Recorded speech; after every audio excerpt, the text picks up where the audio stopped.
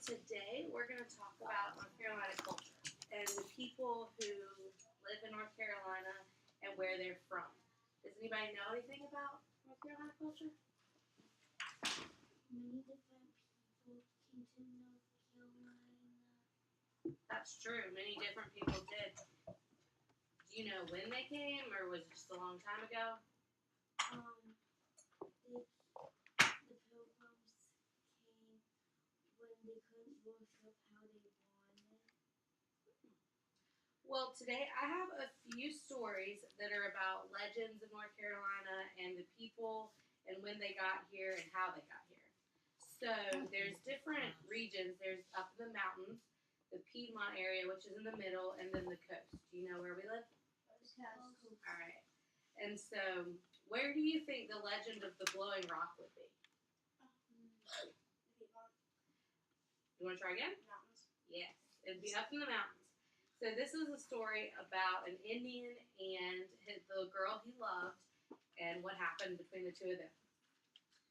So the town of Blowing Rock, North Carolina, is named for the Blowing Rock, an outcropping of rock studded with crystals that hangs over a deep valley in the Appalachian Mountains. Does anybody know where the Appalachian Mountains are? They're really far west. The rock is famous for the constant, strong upward drought that comes from the valley below. This wind is so steady that in the winter, the snow will fall upwards around the rock. The legend that explains this unusual phenomenon is a romantic tale of the love triumphing over duty and indifference. Once, long ago, a young woman and her father moved into the mountains to escape the contentious war between the Chickasaw and the Cherokee. One day, the young woman was gathering food when she happened to find a handsome man hunting in the woods. The two fell instantly in love, but they were also aware of the danger that the love posed. The young man was Cherokee, and the other lady was a Chickasaw. You know what that means? They're different tribes. Right, so they probably can't be in love. They secretly met in the woods for months. They enjoyed each other's company in secret places in the mountains where they ignored the rest of the world. Then one evening, the two lovers saw a strange red glow in the sky. They felt that things were starting to get bad, and they stood on its edge as they watched the sky grow deeper and deeper red until it was almost the color of fresh blood. The young woman understood the sign, and she knew that it was a warning of the Cherokee people. Nations were preparing for a huge battle, that blood would be lost on both sides. Have y'all ever seen the movie Pocahontas? Yes. Alright, does this sound kind of like that so far? Okay. The young man knew his duty was with the Cherokee people. He knew his heart was with his love. Unwilling to decide which meant more to him, the young man chose another way. He left off the rock when the two were standing on the valley below. The young woman was horrified at what had happened, prayed the gods would control the wind and would send her love back to her. They heard her prayer, and the young woman was lifted back up into her arms. The young lovers joined together to each other, and they used the example of their love to bring peace to the two nations, and the wind still blew strongly at the Blowing Rock. So that story was basically about two people who fell in love and knew they weren't supposed to, and the man jumped off the rock to say how much he loved her. The people, they weren't going to be okay with that, so that is how the Blowing Rock got its name, because the man was blown right back up. And that was part of the mountain story.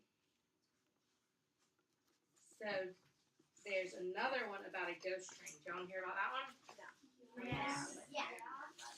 Okay. Like Ghost Rider. Y'all like ghost trains? Yes. Okay. This one is in the Piedmont, which is in the middle of North Carolina. So Cattsburg County Store sits on a quiet stretch of the old Oxford Road in north end of Durham. The Cattsburg General Store was for years a gathering place for locals to talk and buy everyday goods. I don't know if you can see it, but there's a tiny little picture of the town of Cattsburg. The fading sign on the store remains a well-loved local landmark, and this abandoned building with its distinctive paint sign was once run by the Durham's longest-serving sheriff, Eugene Cat Belvin, who served that role from 1928 to 1958. Belvin earned his nickname Cat for his quick reflexes and quiet footsteps. which allowed him to creep up on the stills of moonshiners who were still very active in the area during his death. Cat Belvin's motivates may not have been entirely one of law and order. Rumors persist to this day that his chief reason for taking up his badge was to have the power to shut down everything that was illegal, his own illegal business going on. Cat Belvin's family owned the Cattsburg County store until it closed in the 1980s, but it's railroad tracks that run close to the store that hold stories of a haunted train that's still running on the tracks. The story behind the light tells of a man who was killed while walking on the tracks late at night. Ever since then, that accident seems to be replaying itself over and over again on the abandoned tracks near the store. It's said that every so often on a moonless night, a mysterious light, like an oncoming train, will appear in the woods down the rails from the store. The sound of a train whistle and an engine running can be heard when the light appears, but the light itself never seems to move. It just hangs in the air for some time and then fades away into the darkness. Some even say that at times you can see the ghost of the man who lost his life to this train. His headless shadow form seems to be walking up and down the tracks looking for his lost head. Whether you see the ghost or not, it's worth a little trip to go to Durham. Y'all know where Durham is? Near a big city?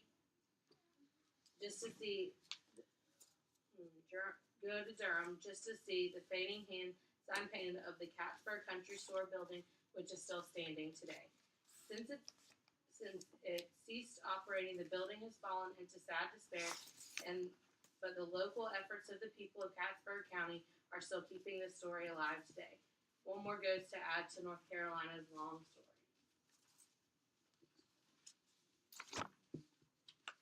Which story did y'all like better? Ghost? Okay. I'm going to read one more from the coast.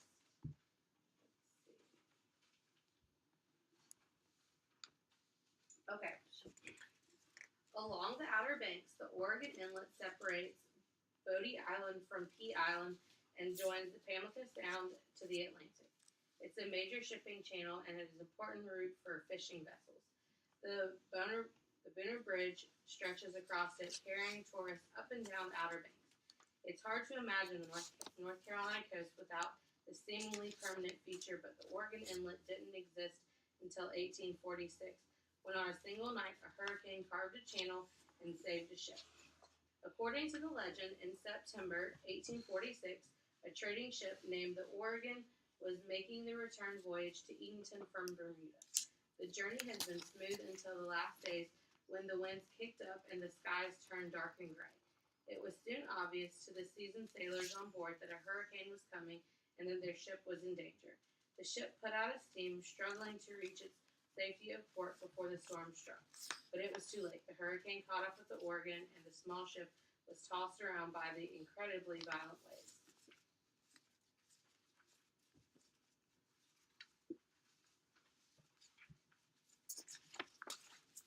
The crew of the Oregon fought violently into the night to keep their ship afloat, but as the darkness grew deeper around them, the winds grew stronger and the waves grew higher. The crew silently began to give up hope. Suddenly, a tremendous surge came from the sea. The boat was lifted high into the air, and the crew felt the deck tilting beneath them. They feared all was lost, but suddenly the rocking ship, though still pounding by the wind, the ship was no longer being moved by the waves. The crew was astounded, then realized that the enormous wave had picked up the Oregon and deposited her on a sandbar. Amazed at their luck, the crew thankfully rode out of the night, sitting safely above the tremendous sea. The next morning, the crew discovered that the hurricane had done more than just save their ship. Beside the sandbar where the Oregon now sat was a wide channel. Consulting their charts, they were able to determine their location and realized that this wasn't the inlet on their maps. This huge wave had raised up the Oregon to safety, had at the same time forced open this new passage in the Outer Banks. The Oregon had been the first ship to travel through it, only seconds after the inlet had come into being. When the Oregon arrived back in port in Edenton, they let the town know of the new passage. Soon the channel became one of the most important passages through the Outer Banks, and in honor of the first ship, the first crew to pass through, it was named the Oregon Inlet. So, we have those three stories, and I want all of y'all, in just a minute, I'm going to get all y'all to go back to your seats. I'm going to pass out a sheet of paper, and I want all of y'all to draw me a picture of one thing that reminds you of North Carolina. It can be from any of those stories or just something that you like about North Carolina. And I want you to write down a paragraph or as much as you can about it. I'm going to collect these and take them back to my teacher's office. So y'all can all go back to your seats. Is this like time or something? Nope. Sorry. Yes, ma'am. My uncle was in the room, and once he was sleeping, I actually heard the ghost and pizza in the room, and I saw that I was in his hand. Really? Right out of the house. No one Ooh. really dropped. I don't think I'd want to stay in Durham.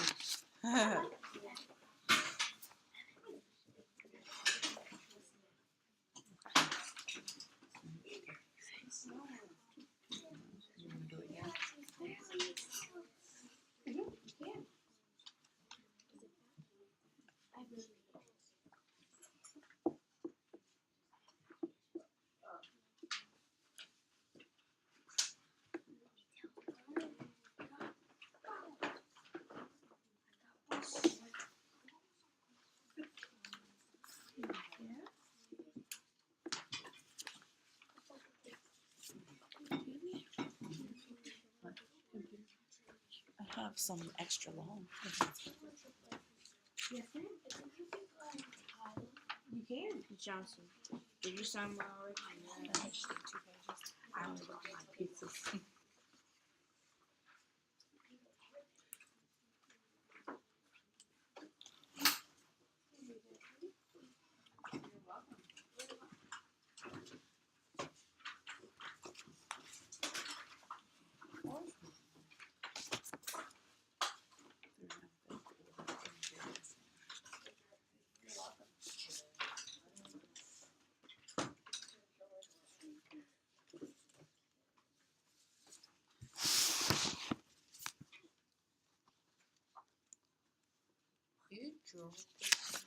You draw a picture, and then after you draw the picture, you can write about it.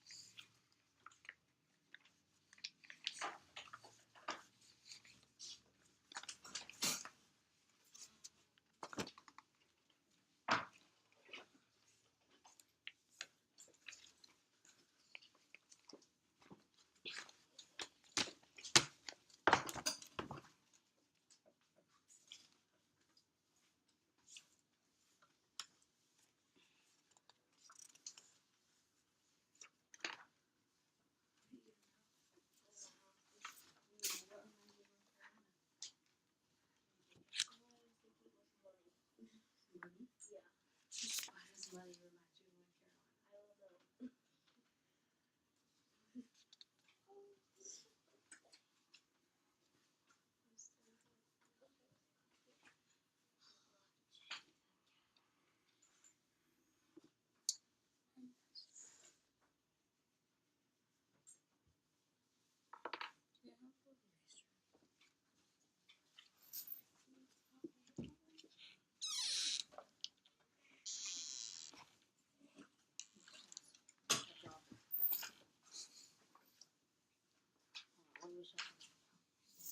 Supposed to draw a picture and then write about it. It's something that reminds you of North Carolina. It could be something that reminds you of North Carolina culture. So, family, food. Food. Yes, favorite kind of food.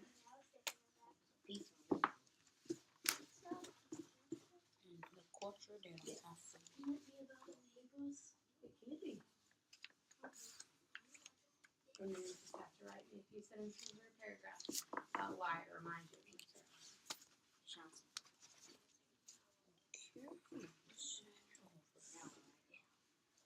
Once you finish drawing, you can turn it over or right at the bottom and just write me a few sentences of why it reminds you. It's not pizza, hamburger, something. How does that remind you of North Carolina? You sell it. Steak food. Where's mine? I'm not sure. Aren't burgers or steak food? I'm pretty sure burgers and pizza don't have anything to do with North Carolina. It does with McDonald's. Not pizza. Pizza Hut, Mario's, you know, named Pizza. Big Apple. All Italian foods and not originally from North Carolina. Papa John. Papa John. You could think of something from those stories. You could draw I know. the Indian falling How many off. legs does the crowd have?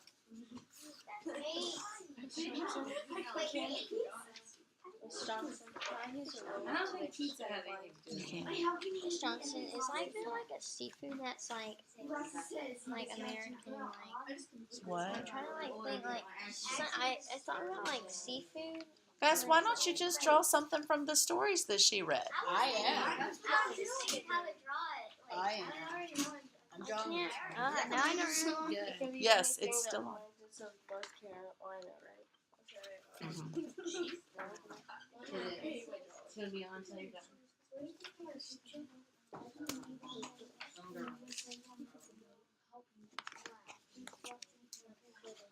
That's good.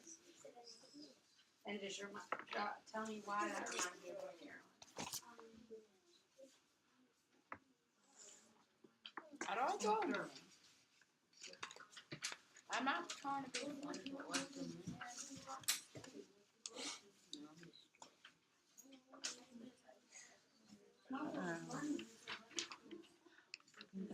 I need 9 more of these. Yeah, you I can can pick get my, something I from can the get my story. messenger to go.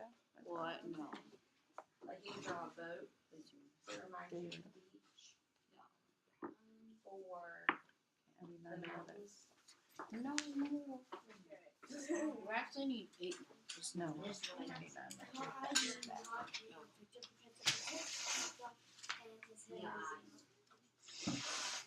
That's a big screwdriver right there. Screwdriver right there. Ordering pizza.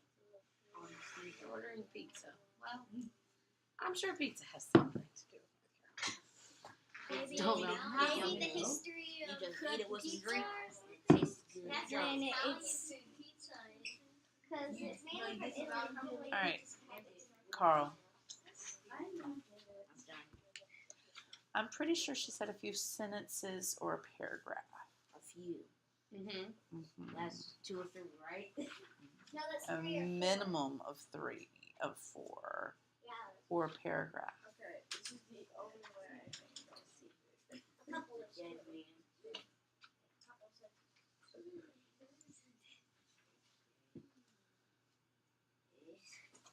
Dead man.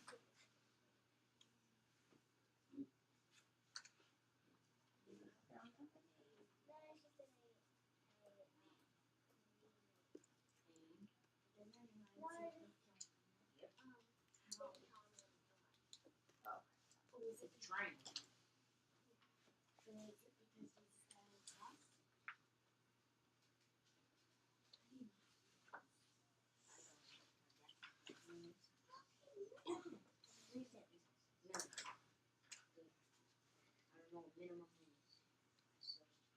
Carl. Why did you already tell him? Why did you already tell him? Go send her email. Tell her email. He was coming with him. Who was? No. I jammed in zero. So when you get home, you sent yourself running that down. Okay. All right. Take these back to Miss Janet.